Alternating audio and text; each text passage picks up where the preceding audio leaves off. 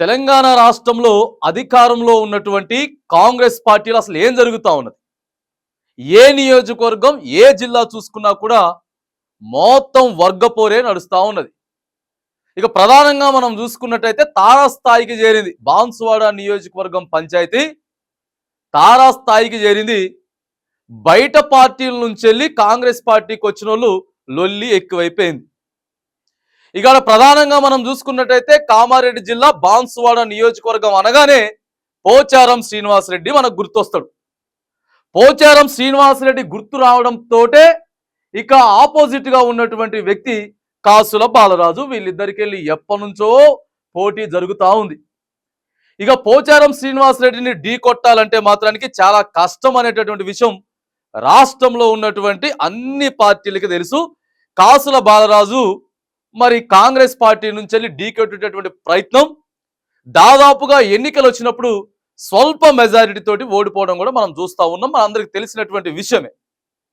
మరి ఈసారి కూడా ఉత్కంఠభరితంగా సాగినటువంటి ఎన్నికలల్లా ఆడ మళ్ళీ బీఆర్ఎస్ తరపు నుంచి పోచారం శ్రీనివాసరెడ్డి స్వల్ప మెజారిటీ తోటి గెలిచిండు. కాసుల బాలరాజు కొంత ఓటమి పాలైనటువంటి పరిస్థితి తెలుసు.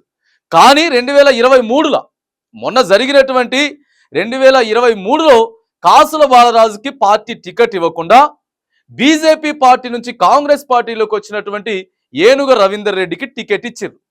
అంటే అంతకుముందు 10-15 సంవత్సరాలుగా పార్టీ క్యాడర్ని మొత్తం కాపాడుకొని రైట్ ఈసారి 100% మనం గెలుస్తా ఉన్నాం, కాసుల బాలరాజుని గెలిపిస్తేనే నియోజకవర్గం అభివృద్ధి అవుతుంది అనుకున్నటువంటి తరుణంలో మరి కాంగ్రెస్ పార్టీ ఆడ అభ్యర్థిని మార్చింది. పార్టీ జంప్ అయినటువంటి వ్యక్తికి ఇస్తే ఆయన వచ్చి పోచారం శ్రీనివాసరెడ్డి మీద మొన్న జరిగినటువంటి ఎన్నికలలో ఓడిపోయాడు. సో ఇప్పుడు పంచాయతీ ఏంటిదనంటే ఈడ ఉన్నటువంటి పోచారం శ్రీనివాసరెడ్డి కూడా ఇక అధికారం కావాలి నాకు అని చెప్పి ఆయన కూడా పార్టీ జంప్ అయి కాంగ్రెస్లోకి వచ్చింది.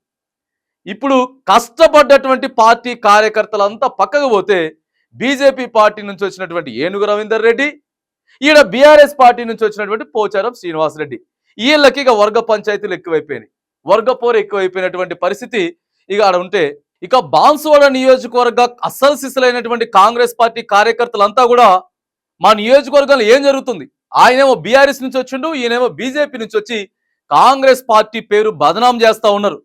ప్రధానంగా వర్ణి మండలంలో ఇక నిన్న పంచాయతీ ఇళ్ల మీదగా పోయి వాళ్ళ వర్గం వీళ్ళ వర్గం వాళ్ళు పోయి పంచాయతీలు పెట్టుకొని లాస్ట్కి పోలీస్ స్టేషన్కి చేరింది.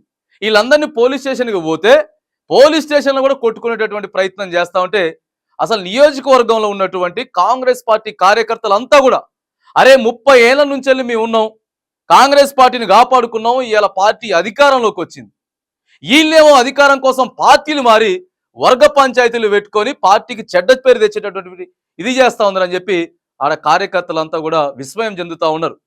మరి జిల్లా పార్టీ ఏం చేస్తా ఉన్నది? జిల్లా అధ్యక్షులు చూడాలి, ఒకసారి నియోజకవర్గం వైపు వర్ణి మండలం వైపు చూడాలి, ఇగో పార్టీని సమన్వయం చేయాలి, కూర్చోబెట్టి మాట్లాడుకోవాలి. ముఖ్యమంత్రి గారు ఏం చేస్తా ఉన్నారు? ప్రధానంగా బాన్సువాడ నియోజకవర్గం అని అంటే రాష్ట్రం మొత్తానికి తెలిసినటువంటి నియోజకవర్గంలో ఈ స్థాయిలో వర్గపోరు ఉందా అనేది మనకి కనపడు. చూడండి, పోలీస్ స్టేషన్ తరలించారు వీళ్ళంతా.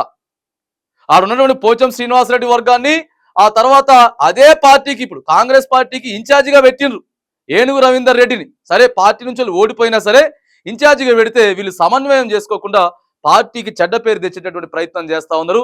ఆడికి పోయినా ఆడే కొట్టుకుంటారు. చూడండి, వర్ణి మండలం పోలీస్ స్టేషన్ లో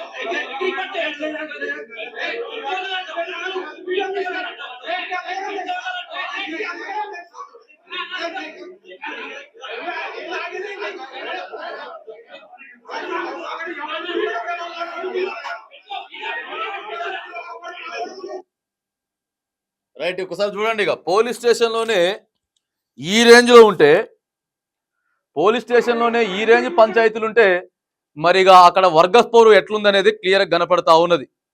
చూడాలా ఒకసారి పార్టీ అధిష్టానం అంతా కూడా ఓసారి బాన్సువాడ నియోజకవర్గం వర్ణి మండలంలో ఉన్నటువంటి వర్గపోరు ఇది ఎట్లే వదిలేస్తే మాత్రానికి రాష్ట్రం అంతటా కూడా ఇట్లే ఉన్నాయి పరిస్థితులు.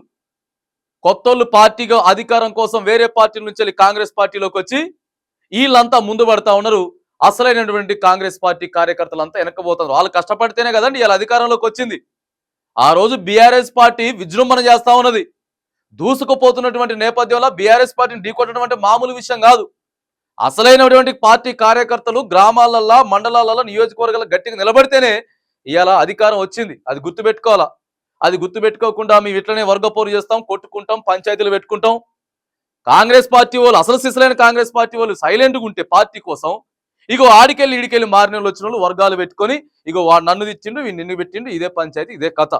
అధిష్టానం ఆలోచన చేయాలి. అక్కడ ఉన్నటువంటి కామారెడ్డి జిల్లా అధ్యక్షులు ఎవరైతే ఉన్నారో మరి 100కి 100% అడిగి పోయి ఆ పంచాయతీని క్లియర్ చేసి ఇగో పార్టీలో ఎటువంటి విభేదాలు వర్గాలు లేకుండా చూసుకోవాల్సిన బాధ్యత అయితే కాంగ్రెస్ పార్టీ అధిష్టానంపై ఉంది. లేకపోతే ఇది కాంగ్రెస్ పార్టీకి చెడ్డ పేరు అవుతుంది, కాంగ్రెస్ పార్టీకి దెబ్బ అవుతుంది రానున్న రోజుల్లో. ఇక ఆడ ఉన్నటువంటి బీఆర్ఎస్ కి మళ్ళా వేరే పార్టీకి పెచ్చింగ్ అవుతుంది. ఇదంతా ఉన్నటువంటి వర్గపోర్ని తగ్గించాల్సినటువంటి బాధ్యత అయితే ప్రస్తుతం కాంగ్రెస్ పార్టీ అధిష్టానం మీద మనకు కనబడతా ఉంది.